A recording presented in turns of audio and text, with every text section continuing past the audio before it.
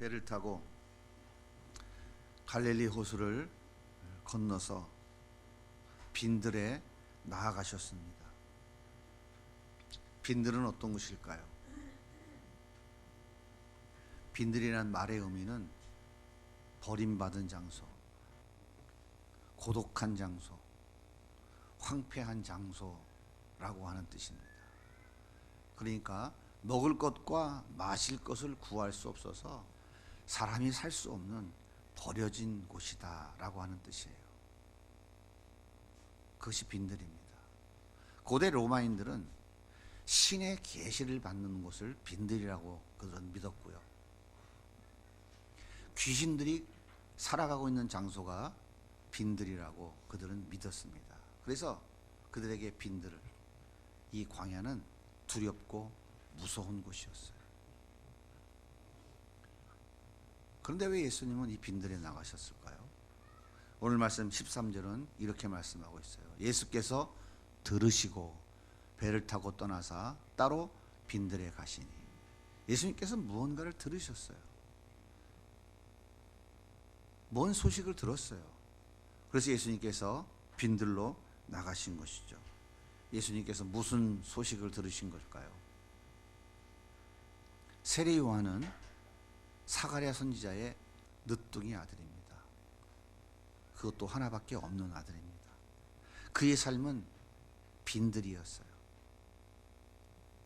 낙타 가죽으로 옷을 해 입고 가죽으로 허리띠를 메었습니다. 그것이 그의 옷의 전부였어요. 그런 빈들 광야에 살면서 메뚜기와 석청을 먹고 살았어요. 그리고 그가 늘 외치는 이야기는 딱 한마디였어요. 회개하라, 천국이 가까웠느니라. 사람들이 물었어요.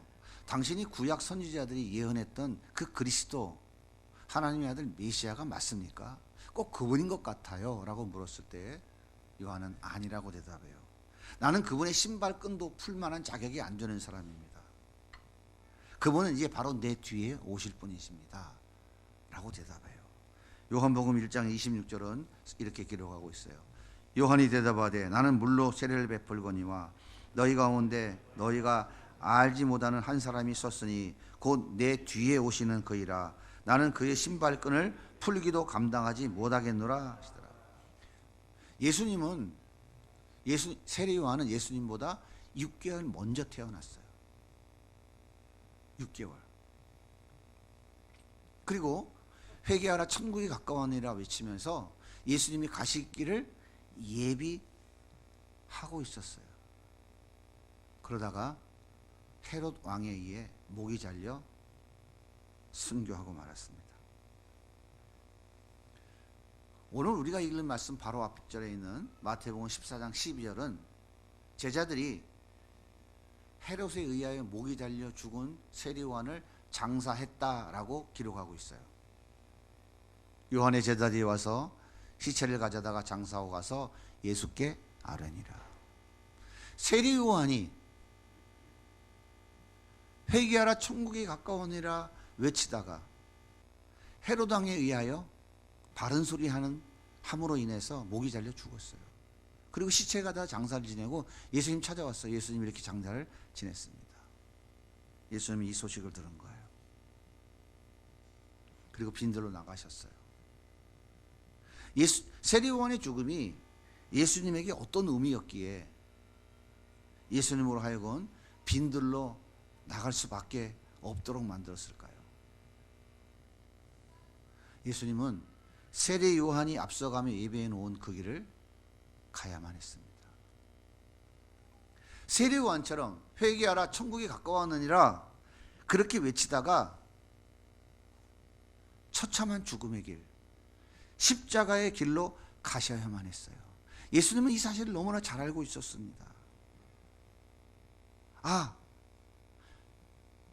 6개월 앞서 태어나 내 길을 예배했던 세례 요한이 이제는 죽었구나. 그럼 이제 그 길을 내가 본격적으로 시작해야 되는구나. 그 마음이 얼마나 착잡했겠어요. 예수님은 빈들, 조용한 곳에 나가 하나님과 깊이 교제하기를 원했던 거예요. 그래서 예수님은 빈들에 나가셨던 것입니다. 그런데 예수님이 빈들에 나가셨다는 소식을 듣는 많은 사람들이 또 그 빈들로 몰려들기 시작했어요. 그 황폐한 곳, 버려진 땅, 아무도 찾지 않는 그곳에 그들인 예수님이 계시다는 소식을 듣고 몰려들기 시작했습니다. 그렇다면 이 사람들은 어떤 사람들이었을까요? 등 따시고 배부른 사람들이었을까요? 노예를 부리며 큰 소리 떵떵 치는 부자들이었을까요? 세상에 자기 이름을 드러내는 고관 대작들이었을까요? 어떤 사람들이 그 빈들에 계시는 예수님을 찾아왔을까요? 병든 자, 가난한 자, 누군가의 도움 없이는 하루도 살아갈 수 없는 그런 연약한 자, 너무나도 억울하고 분통 터져 죽겠는데 어디가 하소연할 곳 없어서 그냥 가슴을 치며 눈물 흘리는 자들, 내일의 소망이라고는 단 일도 없는 그런 절망과 좌절 속에 빠져 살아가는 자들, 한마디로 말해서 그들의 삶 자체가 빈들인 이런 사람들이었던 것이죠. 그들이 빈들에 있는 예수님을 지금 찾아오신 거예요. 오늘 성경에 보면 예수님은 그들을 불쌍히 여길 수밖에 없다라고 성경은 말씀하고 있어요. 오늘 말씀 14절에 보십시오. 예수께서 나오사 큰 무리를 보시고 불쌍히 여기사. 그 빈들에 찾아온 사람들은 예수님이 보실 때에 불쌍히 여길 수밖에 없는 사람들이었다고 하는 거예요.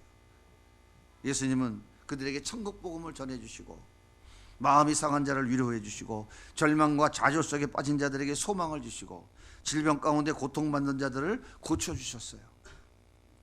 텅 빈 마음들, 소망 없는 빈들, 절망과 좌절의 빈들, 그 빈들 속에 위로와 평안, 감사와 기쁨이 가득가득 넘쳐나도록 예수님께서 지금 채워주신 거예요.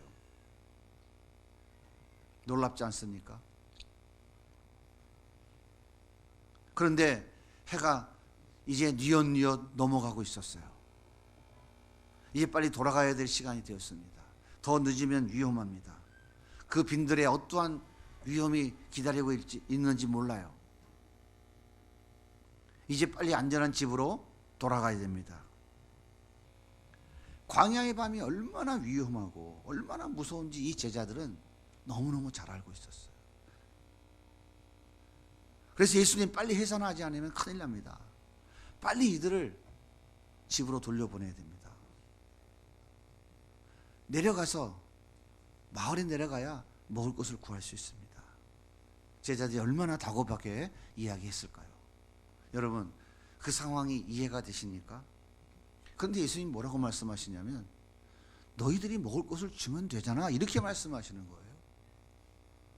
오늘 말씀 16절을 같이 읽어볼까요? 시작. 예수께서 이르시되 갈 것 없다, 너희가 먹을 것을 주라. 아니, 뭐라고요? 여기 사람들 좀 보세요. 얼마나 많은 사람들이 몰려와 있습니까? 이 사람들에게 어떻게 먹을 것을 줍니까? 이 광야에 아무것도 구할 것이 없는데 이 시간에 어디 가서 뭘 구해다가 주란 말입니까? 예수님 보세요. 우리가 가지고 있는 건 보리떡 5개, 물고기 2마리밖에 없습니다. 저 어린 꼬마의 도시락이에요. 이것밖에 남은 게 없는데, 이것밖에 없는데 어떻게 이 많은 사람을 모이겠어요? 예수님, 안 됩니다. 위험합니다. 빨리 동네로 내려가야 되고요. 빨리 안 내려가면 마트 문 다 닫아서 오늘 저녁 다 굶어야 되니까 빨리 내려가야 됩니다. 제자들은 예수님께 강력하게 종용했어요. 하지만 예수님께서는 뭐라고 말씀하시면, 야, 그거 보리떡 5개, 물고기 2마리 가지고 와. 나한테 가져와. 예수님은 손에 보리떡 5개, 물고기 2마리를 잡으셨어요. 그리고 제자들에게 명령합니다. 서 있지 말고 정리 좀 해. 그리고 335 모여서 앉도록 해. 그 많은 사람들이 이제 가야 된다고 웅성웅성거리고 있을 때 예수님은 제자를 통해 장례를 정리하시고 이렇게 그룹 앉히셨습니다. 그리고는 그 떡을 들고 하늘을 향하여 하나님께 우러러 기도하셨어요. 축사하셨어요. 축복의 기도를 했어요. 그리고 쟤네들에게 다시 나눠주면서 이젠 떼어주라 말씀하십니다. 제자들이 그 떡을 나눠줬어요. 이게 웬일입니까? 떡은 끊임없이 계속 나와요. 떡은 끊임없이 계속 나와요. 5,000명이 먹었어요. 어린아이와 노약자까지 다 합치면 최소한 2만 명이나 되는 그 많은 사람들이 그날 그곳에서 배불리 먹었어요. 그리고 12광주리가 남았습니다. 그 빈들에 잔치가 벌어진 것입니다. 여러분 생각해 보세요. 버려진 곳, 황폐한 곳, 아무것도 없는 빈들, 결핍과 질병으로 인해 고통 속에 살아가는 그 빈들 속에 갇힌 사람들, 그곳에 치유와 위로와 소망의 기쁨이 살아나고 배고픔과 갈증을 해결할 풍성한 음식이 차려져 배불리 먹고 마시며 즐거워하는 곳으로 바뀌었어요. 여러분, 이곳이 빈들일까요? 축제의 장소일까요?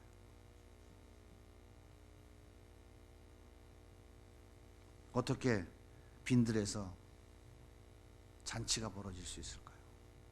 어떻게 이것이 가능했을까요? 이유가 뭘까요? 이유는 한 가지예요. 그곳에 누가 계셨기 때문에? 예수님이 계셨기 때문이에요. 그곳에 예수님이 계셨기 때문에. 사랑하는 여러분, 여러분 지금 어디에서 살고 계십니까? 결핍이 없고 모든 것이 완벽한 궁전에 살고 계십니까? 아니면 여러분이 살고 있는 삶의 현장이 빈들입니까? 우리가 살아가는 이 세상이 바로 빈들이에요. 그래서 슬픔과 괴로움과 고통이 가득한 겁니다. 아무리 몸부림쳐도 내가 원하는 만족은 채워지지 않아요. 왜 그럴까요? 빈들이기 때문에 그래요. 절망과 좌절만 가득할 뿐 소망이라고는 찾아볼 수 없습니다. 벗어나 보려고 발버둥 쳐보세요. 벗어나지나요? 오히려 낙심과 절망만 더 깊어질 뿐입니다. 염려와 근심이 더 쌓여져 갈 뿐이에요. 답답하고 안타까워서 남모르게 돌아서 눈물만 훔칠 뿐입니다. 왜 그럴까요? 왜 우리 인간들은 빈들에서 빈들의 삶을 살아가는 것일까요? 도대체 그 이유가 뭘까요? 선악과 따먹고 선악과 따먹으면 하나님과 주된다는 그 사단의 미혹에 속아서 하나님께 반역했기 때문이에요.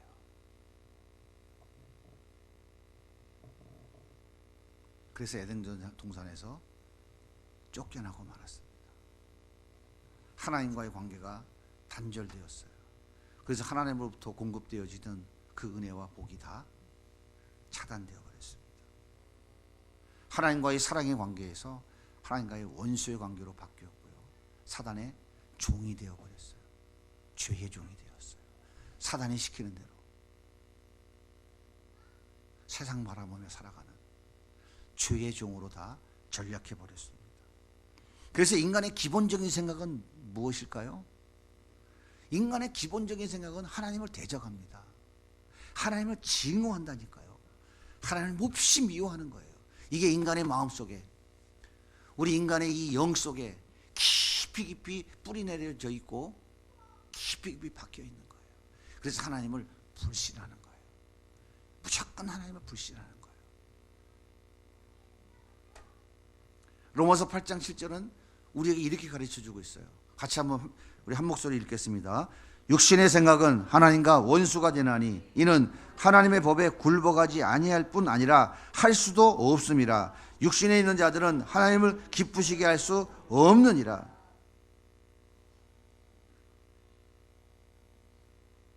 이것이 바로 우리의 모습이에요. 하나님과 원수된 삶을 살아가는 거예요.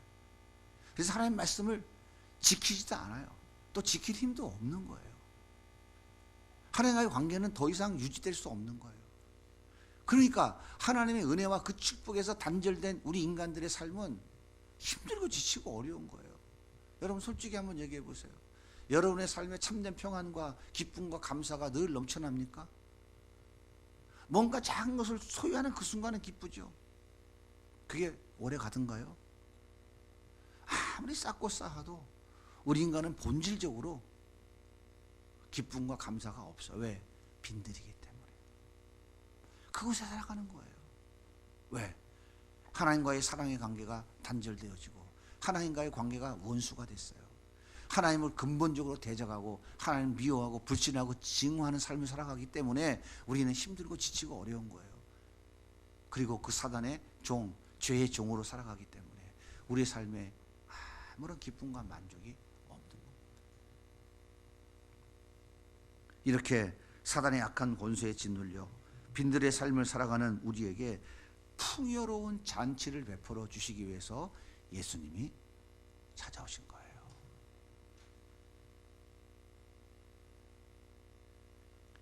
요한복음 10장 10절을 같이 한번 읽어보겠습니다. 시작.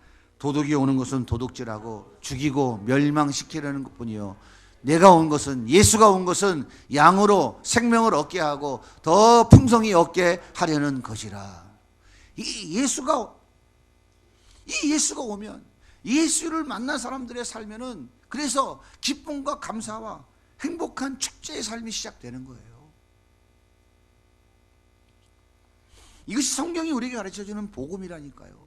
이것이 굿 뉴스, 복된 소식이라니까요.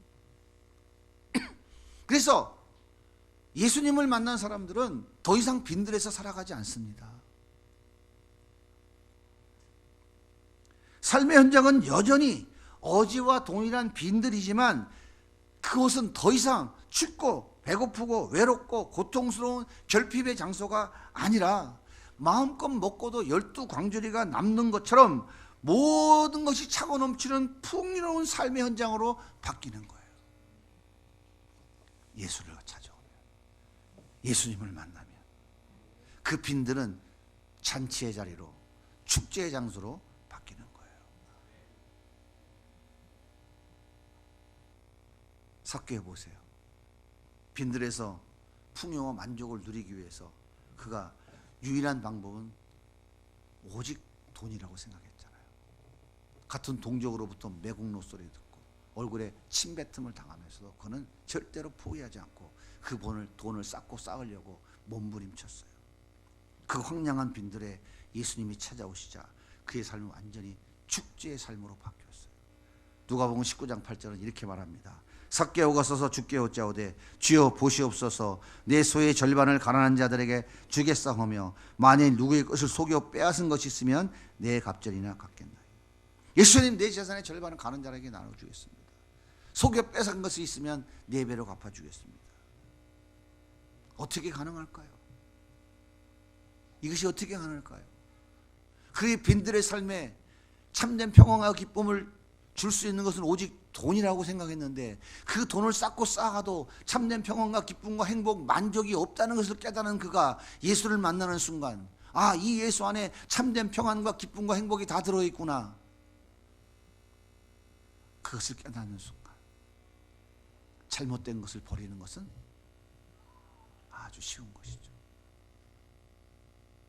그의 삶에는 진정한 행복과 기쁨이 충만히 차고 넘치는 잔치의 삶이 시작되는 것이죠. 요한복음 12장 3절을 같이 한번 또 읽어볼까요? 마리아는 지극히 비싼 향유 곧 순전한 나드 한 근을 가져다가 예수의 발에 붓고 자기 머리털로 그의 발을 닦으니 향유 냄새가 집에 가더라. 마리아는 향유 나드 한 근, 나드 한옥, 아주 값비싼 300데나리온 주어야 살 수 있는 값비싼 향유 한 옥값. 300데나리온이라는 것은 근로자가 하루 일당이 한 데나리온이에요. 그러니까 1년이 연봉, 1년치 연봉입니다. 그렇게 비싼 향수 한 병을 예수님 발에 깨뜨린 거예요. 그리고는 자기 머리털로 예수님을 발을 닦아줬어요. 유대인들은 손님이 집에 찾아오면 제일 먼저 하는 것은 손님에게 물을 내어주고 발을 닦아주는 겁니다. 이건 누가 하는 거냐면 그 집안의 가장 낮은 종이 하는 거예요.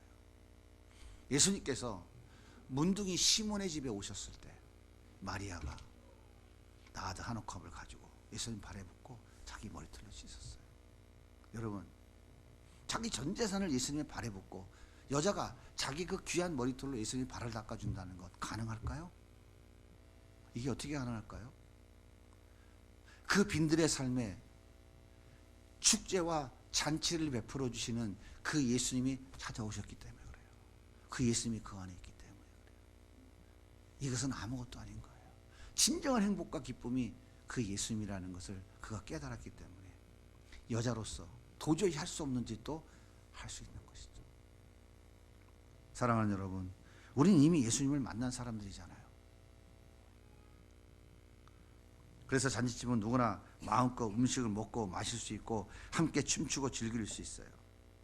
이렇게 여러분의 삶은 마음껏 누리며 나누며 섬기는 잔치가 벌어지고 있나요? 아니라고요? 잔치는커녕 빈들의 고통만 더 깊어지고 있다고요? 도대체 이유가 뭘까요? 왜 그럴까요?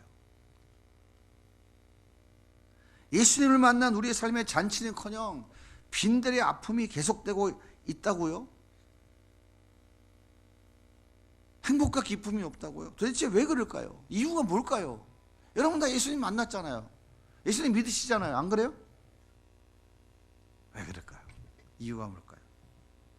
왜 예수님 만났잖아요. 왜 그런데 내 삶은 잔치의 삶이 아니라 예수님 만난 내 삶은 여전히 빈들의 삶, 텅 빈 삶을 살아가고 있을까요?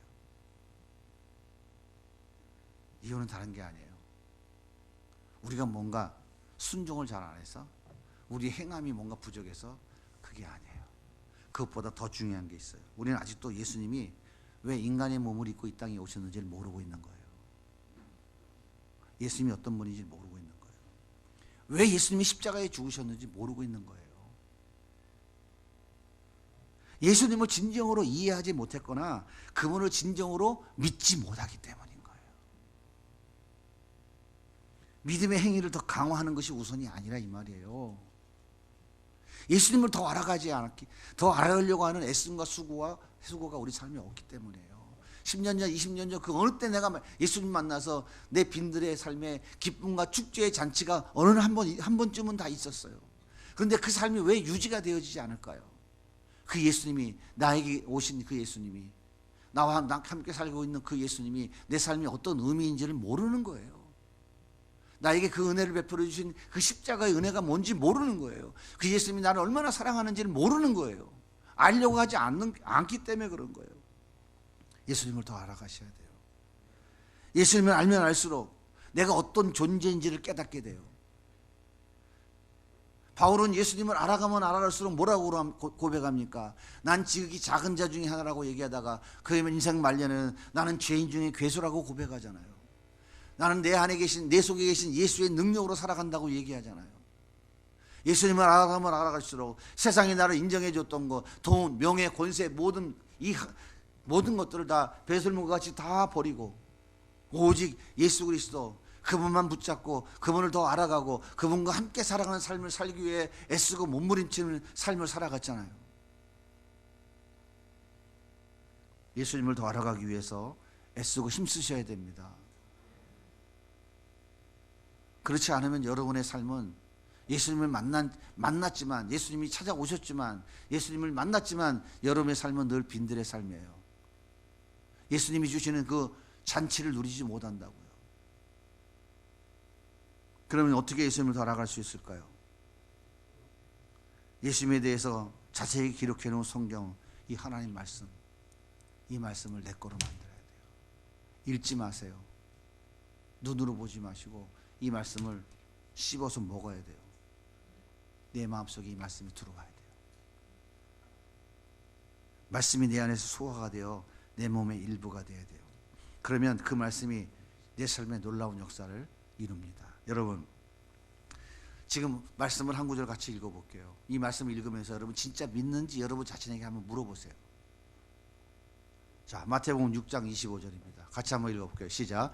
그러므로 내가 너에게 이르노니 목숨을 위하여 무엇을 먹을까, 무엇을 마실까, 몸을 위하여 무엇을 입을까 염려하지 말라. 목숨이 음식보다 중하지 아니하며 몸이 의복보다 중하지 아니하냐. 공중의 새를 보라. 심지도 않고 거두지 않고 창고에 모아 들이지도 아니하되 너희 하늘 아버지께서 기르시나니 너는 이것들보다 귀하지 아니하냐. 예수님이 하신 말씀이죠. 이거 예수님이 하신 말씀이에요. 마태복음 6장 25절과 26절 이 말씀을 믿으십니까? 진짜 믿어요? 자기 자신에게 진지하게 한번 얘기해요. 진짜 이 말씀 믿으세요? 여러분, 이 말씀 한 구절만 내가 믿어도 여러분 삶에 염려와 근심이 있겠어요? 걱정과 두려움이 있겠어요? 무엇을 마실까, 무엇을 먹을까 염려, 근심, 걱정하겠어요? 염려, 근심, 걱정이 없으면 여러분 안에 뭐가 찾아와요? 기쁨과 평안이 찾아오겠죠. 예수님이 말씀하셨다니까요. 여러분 안에 지금 계시잖아요. 그 예수님이. 여러분과 살고 계신 그 예수님이 말씀하시는 거예요.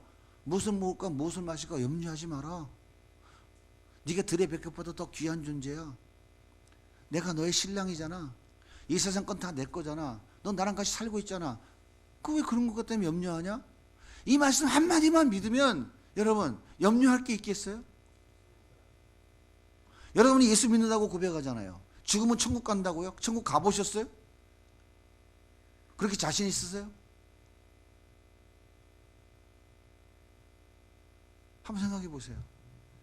우리가 말씀 앞에 진지하게 우리의 모습을 내려놓고 봐야 돼요. 예수님이 오신 것은 우리로 하여금 풍성하게 하시기 위해서 오셨어요. 우리의 생명을 풍성하게 하시고 그 예수님과 함께 참된 기쁨과 평안을 누리며 살아가는 잔치의 삶을 주시기 위해서 예수님이 오셨어요. 그 예수님 여러분 믿는다고 고백하시잖아요. 그죠? 그리고 그 예수님께 감사함으로 예배드리러 오셨잖아요. 그럼 이 말씀 한 구절, 예수님이 말씀하신 거 다른 거 다 그만두고 이 말씀 한 구절 믿으시나요? 진짜 믿어요? 문제가 뭔지 아시겠어요? 진짜 믿는다면 왜 염려 걱정을 하냐고요.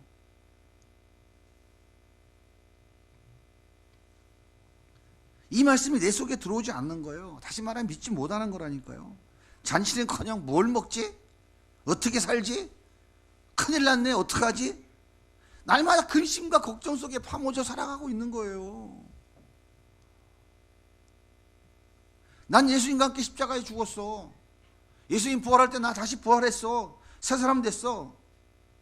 이 말씀을 아멘으로 꿀떡 삼키고 믿는 거예요. 그럼 내 안에서 이 사실이 믿어지는 역사가 시작된다니까요. 근데 우리는 그 말씀이 오면은 뭐야 하고 아예 말씀을 받아들일 생각조차 안 하고 뭐야 하고 내 머릿속에 들어있는 시스템이 딱 걸러내버린다고, 필터가. 로마서 6장 4절 한번 같이 읽어볼까요? 시작. 그러므로 우리가 그의 죽으심과 합하여 세례를 받음으로 그와 함께 장사되었나니 이는 아버지의 영광으로 말미암아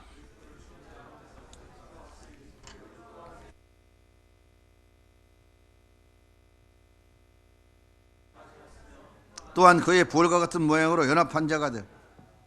예수님과 함께 연합됐다잖아요. 예수님과 함께 죽었다잖아요. 예수님과 살아났다잖아요. 2000년 전에 난 이 땅에 아직 오지도 않았는데, 태어나지도 않았는데 예수님이 나를 그 현장에서 십자가에 죽을 때 같이 죽었다잖아요. 그리고 예수님 부활할 때 나를 살리셨다잖아요. 나에게 새 생명 주셨다잖아요. 나를 하나님의 자녀로 삼으셨다잖아요. 나를 신부로 삼았다잖아요. 이 말씀 믿습니까?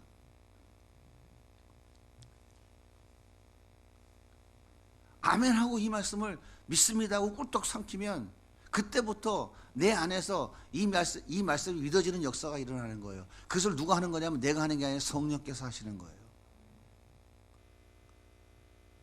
예수님과 하나 됐다, 연합됐다는 얘기가 뭡니까? 예수님과 결혼했다는 얘기예요. 예수님은 모든 것을 다 가지신 분이잖아요. 그분은 창조주시잖아요. 그분하고 그분의 아내가 됐잖아. 그분이 나를 사랑하잖아요. 응? 내가 침 삼킬 동안도 너를 잊지 않는다. 그럴 정도로 사랑하잖아요. 내가 너를 위해서 내 생명도 내어줬어. 그렇게 나를 사랑하잖아요. 그 사랑하는 그분이 나의 남편인데 내 신랑인데 그분과 함께 살아가는데 무슨 염려하며 근심하며 걱정할 게 있겠어요? 오히려 어떤 고난과 역경이 찾아와도 예수님 때문에 더 든든하죠. 그것 때문에 굴복하지 않죠. 그 예수님이 여러분과 함께 살고 계신가요? 살고 계세요?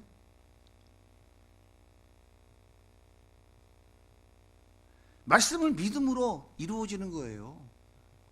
안 믿어지면 어떻게 해야 돼요?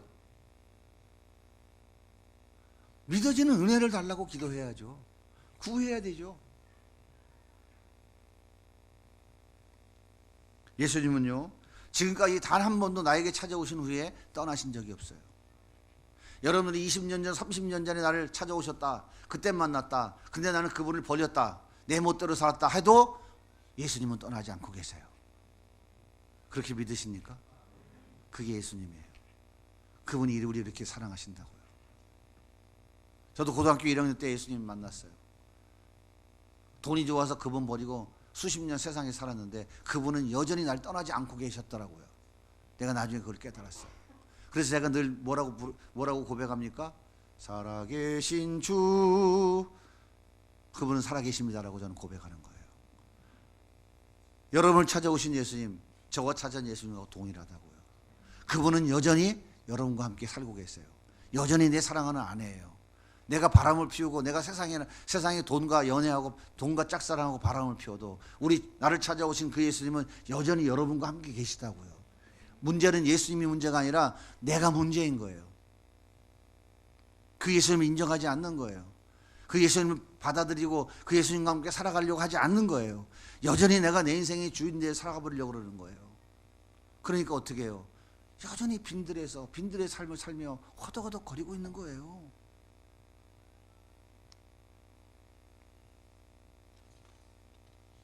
예수님은 빈들의 삶에 풍성한 잔치를 베풀어 주시기 위해서 오신 분이에요. 그 예수님이 여러분 가운데 지금 계시다고요. 여러분 안에 계시다고요. 여러분 심령 안에 계시다고요. 그 예수님과 함께 살아가셔야 돼요.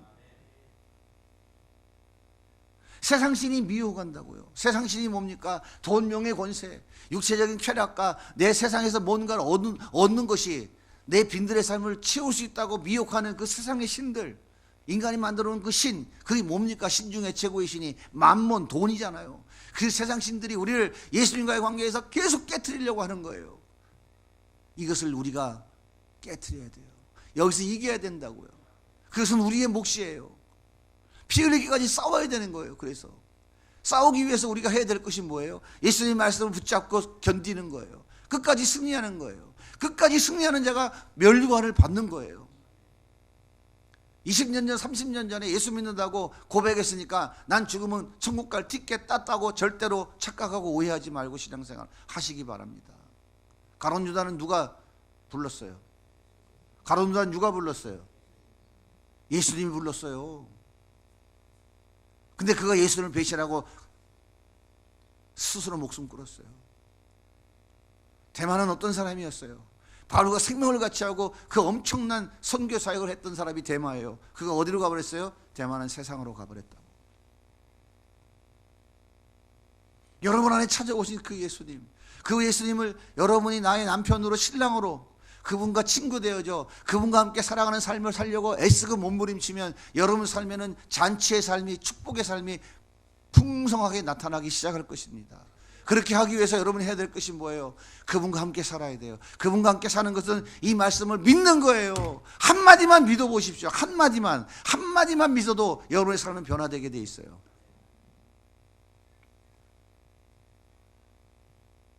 오늘 말씀 요한복음 10장 10절 한 말씀을 같이 우리가 읽고 마치도록 하겠습니다. 같이 읽어볼게요. 시작. 도둑이 오는 것은 도둑질하고 죽이고 멸망시키려는 것뿐이요 내가 온 것은 양으로 생명을 얻게 하고 더 풍성히 얻게 하려 합니다.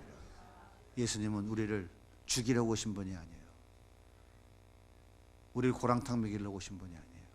그분은 우리를 살리러 오신 분이에요. 생명을 주시러 오신 분이에요. 풍성한 삶을, 잔치의 삶을 주시기 위해서 오신 분이에요. 이 예수님을 손 붙잡고 함께 살아가십시오. 아무것도 염려하지 말고 오직 기도와 간구로 너희 구할 것을 감사함으로 아뢰라. 그리하면 모든 평강이 그리스도의 손에서 너희 마음 생각을 지켜주시라. 이 말씀 하나만 붙잡아도 여러분 세상에 어떤 것 하나도 두렵지 않아요. 두려워 말라, 내가 너와 함께함이라.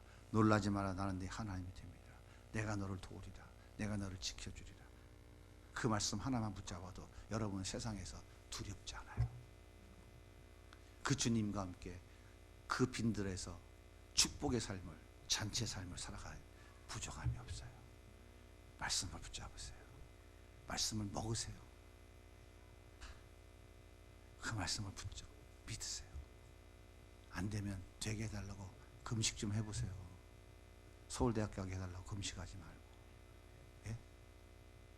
살 뺀다고 금식하지 말고, 하나님 이 말씀이 나는 왜 안 믿어질까요? 목숨을 한번 걸어보세요. 예수님이 여러분 안에 강력하게 역사하실 것입니다. 이런 풍성한 삶이 우리 모든 성도들 가운데 늘 넘치기를 예수님의 이름으로 축복합니다.